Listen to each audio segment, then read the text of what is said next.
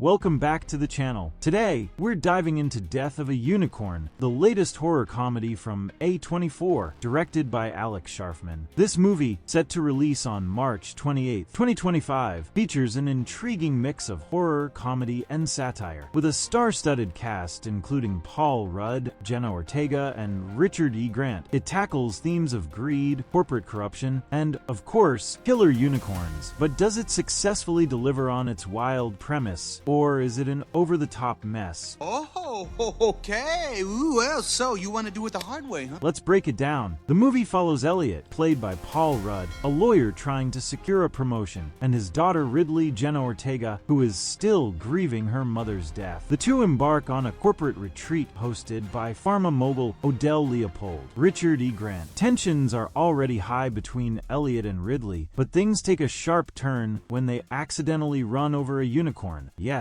an actual unicorn with their SUV. The big twist: this unicorn's blood has the ability to heal wounds. Before they can even process what just happened, the creature dies, and they find themselves in possession of its corpse, a discovery that could change the world. But once the greedy billionaires at the retreat find out, all hell breaks loose. Enter Odell, his clueless wife Belinda, and their son Shepard, played hilariously by Will Poulter. The Leopolds see the unicorn as their golden ticket, especially Odell, who has cancer and is desperate for a cure. What follows is a battle of greed, with Elliot and Ridley trying to escape before they become collateral damage. Then the movie takes a sharp turn. Two larger, much angrier unicorns show up. Turns out they were mates with the dead one. These aren't your sparkly fairy tale creatures. These unicorns are savage, and they go on a rampage, tearing through the rich guests in a bloody, chaotic finale. The film shifts from a dark satire to a full-blown monster movie, complete with violent deaths, absurd action sequences, and a growing sense of anarchy. The good thing about this movie, starting from the cast performances, the actors do a great job. Paul Rudd brings his signature charm. Jenna Ortega gives an emotional depth to Ridley, and Will Poulter adds comic relief as the hilariously dim-witted Shepard. Then the horror elements. When the killer unicorns appear, the film delivers on its creature feature promise. The kills are brutal and satisfying, and the practical effects are solid. Satirical edge. The film takes jabs at corporate greed and the pharmaceutical industry. It's not the most subtle message, but it works within the absurdity of the story. And the dark comedy moments. Some of the humor lands well, particularly in scenes that highlight the ridiculousness of the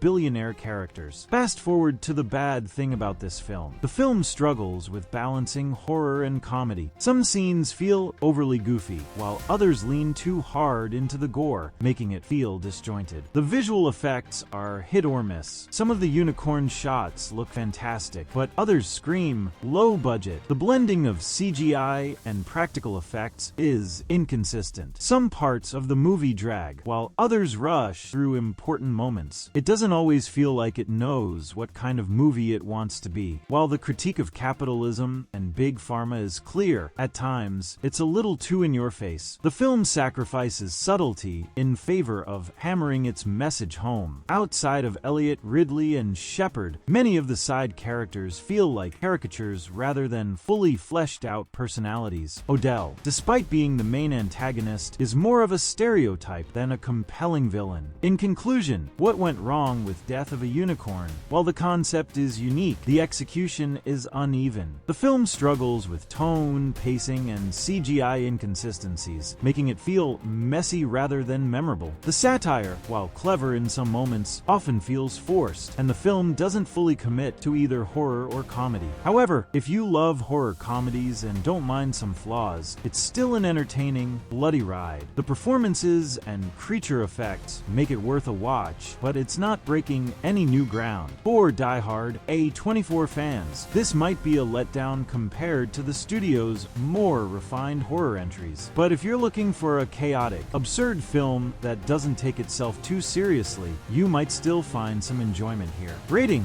6.5/10, best enjoyed on a streaming service rather than a full-price theater ticket. If you like absurd horror with a side of satire, you'll probably have a good time. If not, you're not missing much. What did you think of Death of a Unicorn? Did it live up to its weird premise? Let me know in the comments. And don't forget to like, subscribe, and hit that notification bell for more movie breakdowns. See you in the next one.